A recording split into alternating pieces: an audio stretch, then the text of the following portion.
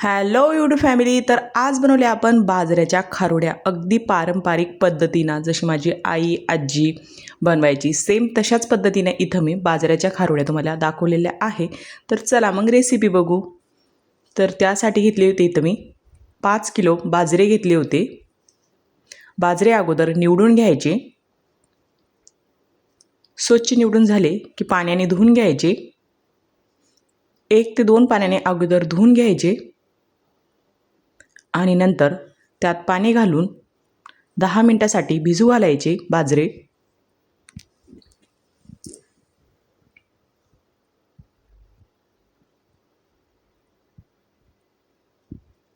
आणि 10 मिनिटानंतर आपले बाजरे असे भिजले होते. नंतर एका चाळणीत काढून घ्यायचे.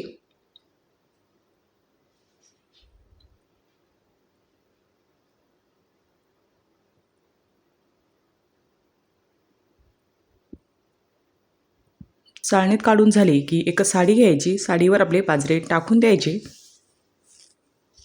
आणि बाजरे आपल्याला हे उन्हात घालायचे नाही, घरातच टाकायचे आहे फॅन खाली.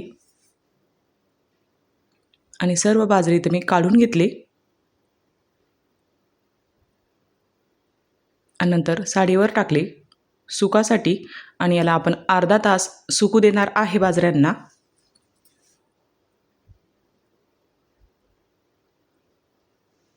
आणि अधूनमधून असा हात देत राहायचा. आणि आता बाजरी आपली बऱ्यापैकी सुकले होते इथं. नंतर घ्यायची मिक्सरला. आणि आपण हे चक्कीवर नाही नेले होते, घरीच आपण याला बारीक केलं, म्हणजे दळून घेतलं. आणि थोडे थोडे करून मिक्सरला बारीक करून घ्यायचे. आणि असे मीडियममध्ये काढायचे, जास्त बारीक नाही जास्त जाड नाही.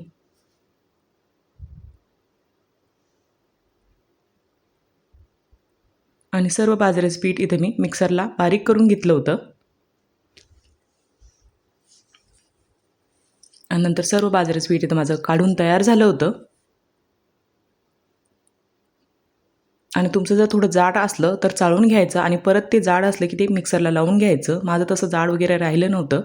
आणि नंतर बाजऱ्याच्या खारोड्यासाठी वाटण लागणारं लाल मिरच्या, लसूण, जिरे आणि 1 किलो तीळ घेतली होती इथे मी. नंतर वाटण पण आपण मिक्सरला बारीक करून घ्यायचं. जर तुमच्याकडे लाल मिरच्या नसेल तर तुम्ही लाल तिखट पण वापरू शकतात.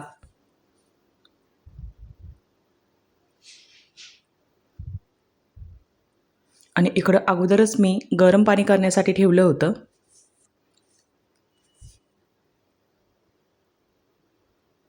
आणि इथं आपलं वाटण तयार होतं, तीळ पण तयार होते. आणि पाणी गरम झालं की त्यात जे वाटण आपण तयार केलं होतं ते घालायचं. फोडणी वगैरे द्यायची नाही. नंतर चवीनुसार मीठ घालायचं.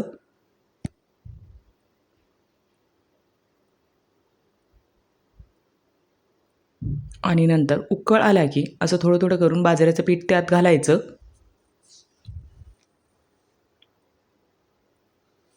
एकदम टाकून द्यायचं नाही, म्हणजे आपले इथं बाजरीचे गोळे तयार होईल. थोडं थोडं पीठ घालायचं. आणि चाटू असा चालवत राहायचा पीठ टाकताना, म्हणजेच गोळे तयार होणार नाही.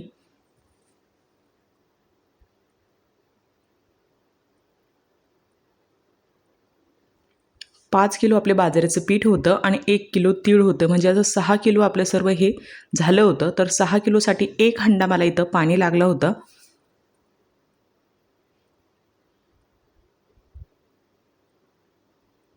आणि असं हटून घ्यायचं.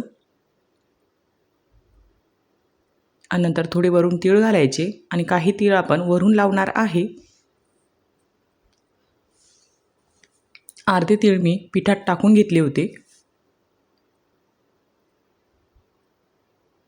आणि व्यवस्थित मिक्स करून घ्यायचं. आणि याच्यावर झाकण ठेवून आता ह्याला आपण 1 ते 2 तासासाठी व्यवस्थित मंद आचेवर होऊ द्यायचं. नंतर हा माझा व्हिडिओ कट झाला होता थोडा मधला, मी तुम्हाला पीठ दाखवायचं राहूनच गेलं. नंतर डायरेक्ट आपण इथं बाजरीच्या खारोड्या करून घेतल्या, म्हणजेच कोऱ्हाडी तोडून घेतले. आणि रातभर आपण हे पीठ तसंच ठेवलं होतं. आणि सकाळी याच्या बाजऱ्याच्या कोऱ्हाडे टाकले होते.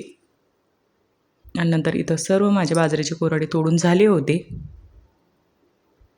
आणि एका दिवसात पूर्णपणे ते असे सुकले होते. आणि तुम्ही बघू शकता अशा आपल्या बाजरीच्या खारोड्या इथं तयार झाल्या होत्या. आणि तुम्हाला ह्या बाजरीच्या खारोड्या कशा वाटल्या कमेंटमध्ये नक्कीच सांगा. आणि तुमच्याकडे याला काय म्हणतात ते पण सांगा.